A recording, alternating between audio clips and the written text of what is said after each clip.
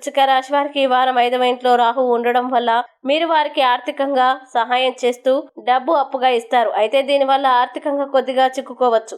అలాగే శని 4వ ఇంట్లో ఉండడం వల్ల ఈ వారం మీరు ఎల్లప్పుడూ విశ్వసించే మరియు మీ రహస్యాన్ని పంచుకునే ఇంటి సభ్యుడు నిజంగా నమ్మదగిన వాడు కాదని తెలిసి మీరు చాలా నిరాశ చెందుతారు. మీరు ఎంత బాగా దాచుకుంటారో మరింత సున్నితంగా మీరు మానసికంగా ఉంటారని మీకు బాగా తెలుసు. కాబట్టి అలాంటి పరిస్థితుల్ని నివారించమని మీకు చాలా సలహా.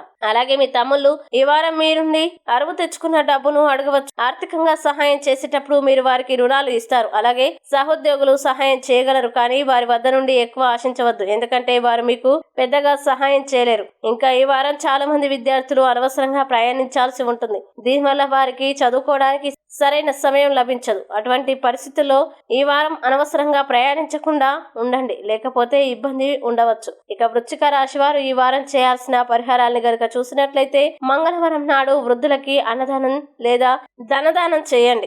అలాగే ఈ వారం వృశ్చిక రాశి వారికి అనుకూల తేదీలు గనక చూసినట్లయితే వీరికి 1, 5 తేదీలు చాలా మంచి రోజులు. ఈ తేదీల్లో ఏ పని ప్రారంభించినా సరే మంచిది.